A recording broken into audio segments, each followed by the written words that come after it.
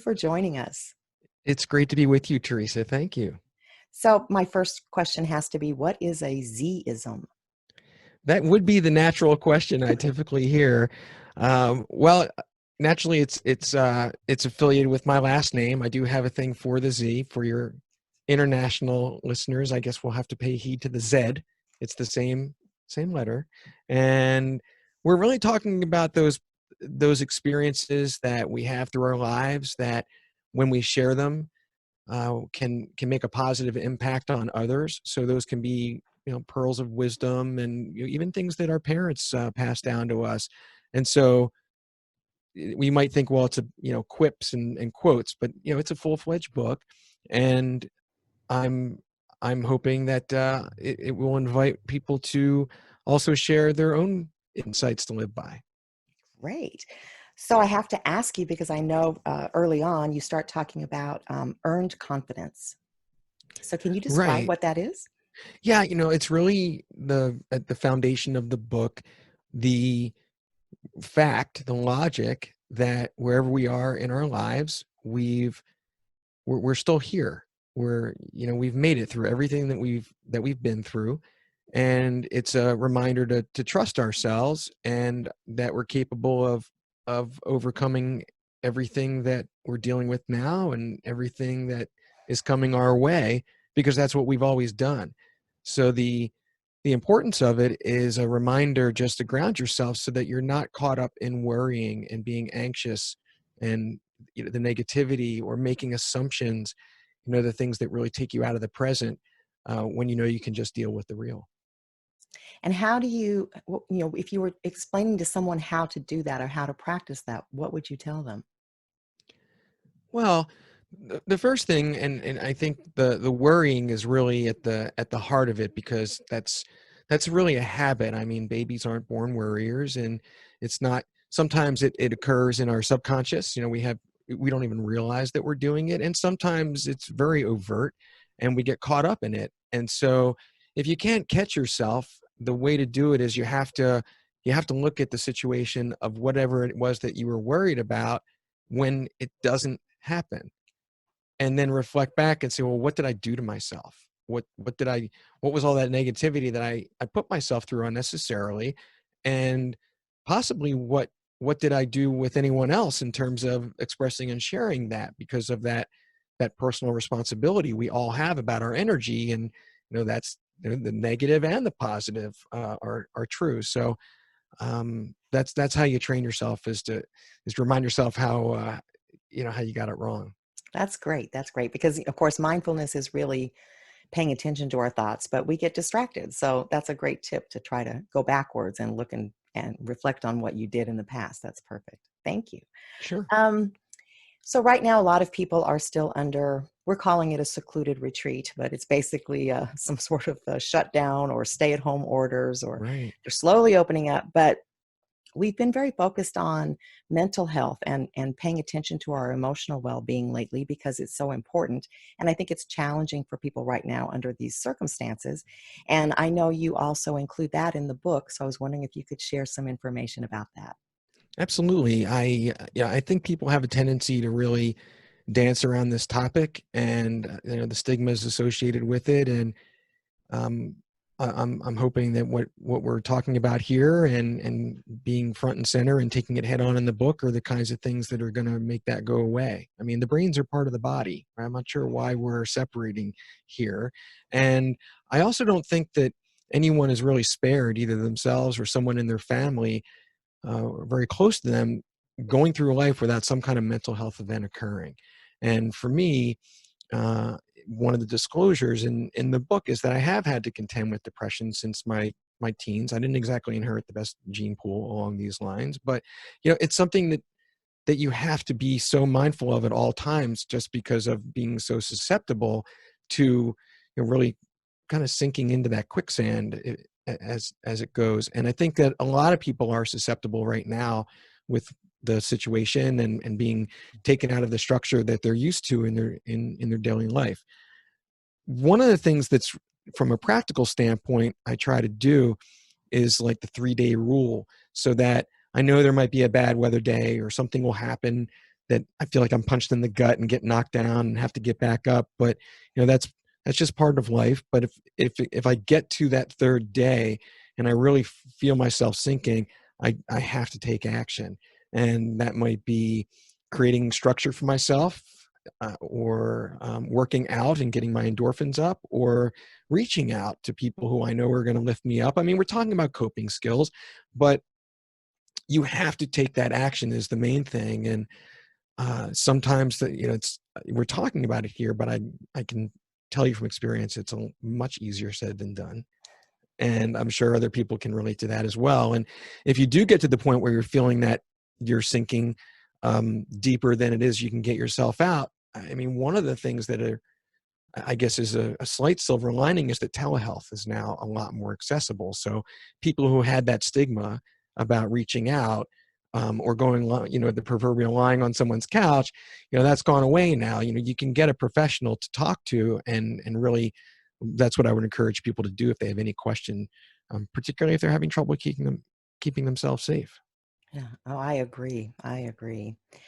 I think a lot of what happens with a lot of our listeners is there's a range, of course. So I know we have some people that are isolated and may be suffering from depression.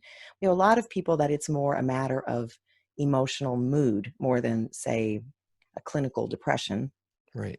And a lot of it is coming out or being expressed through things like getting angry about people breaking the rules, or getting mad because the store doesn't have what they want. It's expressing itself in anger, but it's really fear or sadness that's coming out that way. And so we have been talking over the past few weeks about judgments and perceptions, that we have some control over how we view something. And I know you Sure. cover perceptions in the book as well. So Right. again, could you share something Yeah. about that? Well, for better or for worse, Teresa, we only have control over ourselves. Yeah. And sometimes for worse in terms of what you're describing. But perception is easy just to really forget about the fact that we do have all these moving parts, and we have so much information coming at us at all times, and at any given time we might be not listening as well, or not being present, or our mood is distorting our view of reality, and we assume what it is that we experience is the truth, when in fact it's really just an interpretation, and in being that also an assumption. So it's very important, just as rule of thumb, or just to keep in mind, to give yourself the benefit of the doubt and give others the benefit of the doubt. And particularly if you're feeling down and you're so much more susceptible to beating yourself up, and it's that's also part of earned confidence. Why be anything less than kind to yourself? Right? Start there. That's really the at the foundation of all of it. So when we look at earned confidence and mood health and perception, these are all filters that we're constantly having to adapt in our perspective on life. And you always have to seek objectivity. And one of the ways that we talk about doing that is we have a tool in that chapter called a perception snapshot. It's very simple. I mean, you don't have to see it to get that. You might have a left column where you're isolating things like, my basic life needs are met, I'm healthy, my family's healthy, thank goodness. And you're going to have a positive, and you go down the list, right? Your relationships, your finances, your work-life balance, whatever that is to you. And on the right, you've got that positive and negative column. And just in that any given moment, you're going to feel differently. You can see the same exact set of circumstances in very different ways at any given time. Well, what is that snapshot? And hopefully you can say, well, my basic life needs are met and people are healthy. That's right. You got food in the fridge, and you can feel, be grateful, right? We're rooting ourselves in gratitude here. That certainly is at the heart of all of the things that we're already talking about. And then everyone's going to have things in the negative column, but step back and ask, this is just now, and rely on your earned confidence. And there is a situation here where there's just no other way but through, but you're going to make it through. Even if you don't have the answer now, you'll find the answer, right? We're survivors. So having that confidence in yourself and knowing that that's going to be the case, just take a breath and put things in perspective. Excellent. Yeah, we do a lot of breathing. We do a lot of breathing on the podcast, and we I do a lot like of it. breathing in the workshops. Yeah. Um, so one of the other areas that you cover in the book is really related to swimming with the current. And I love that analogy because I think we spend a lot of time fighting against the current, which is, Right. from my perspective, kind of fruitless. And so I'm wondering if you could share your wisdom about what it means to swim with the current.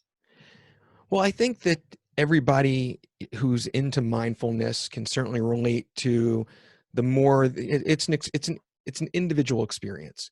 And the more that you, at least for myself, that I ground myself in gratitude and I'm staying present, the more I'm in alignment, the more that I experience that feeling of being in the flow. And this then elevates into things like the law of gratitude, or law of attraction rather.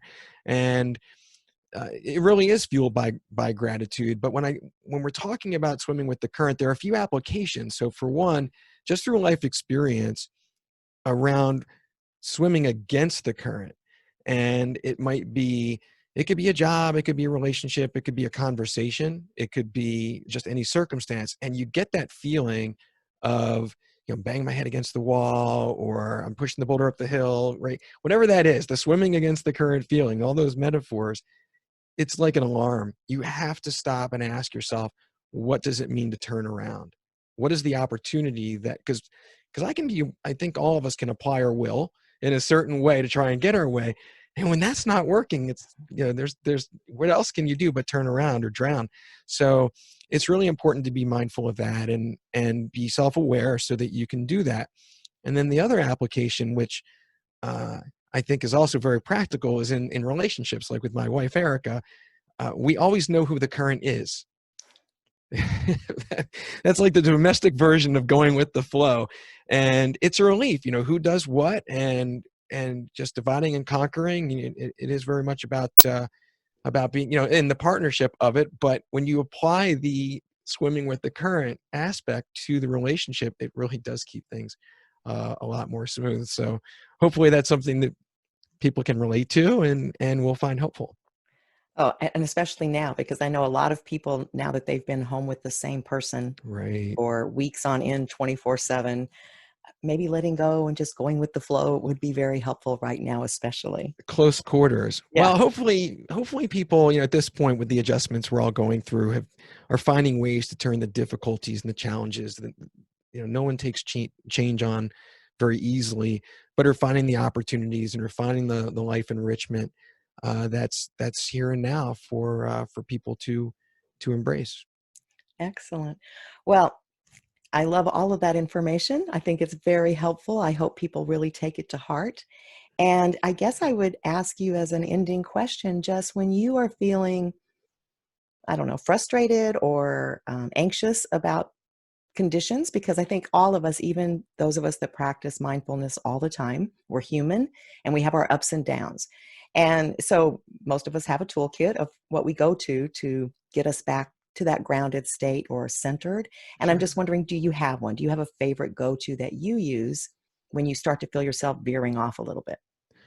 I do. On one hand, I do routinely practice light meditation and breathing, and so but that's an ongoing thing. To your question, I really try and find triggers in my day to remind myself around gratitude, and just to take me out of, having my head down and whatever it is I'm doing, or that situation that you described, being frustrated, to just step back and almost go into that perception snapshot mode, or find something in particular. So as soon as I put my feet on the floor in the morning, I'm thinking about gratitude. If I catch 11:11 on the clock, that's a trigger for me. That's chapter 11.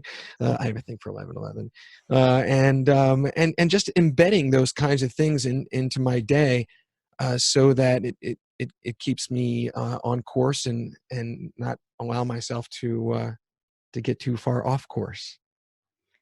Fantastic. And I hope that everyone is well in your family. You're in Pennsylvania? Yeah, near Philadelphia, everybody's doing great. Thank Good, you for good. sure. Excellent. Well, I want to thank you so much for joining us. It's been a pleasure. Likewise. Thanks so much for having me. Thanks to your listeners. Thank you. Stay well.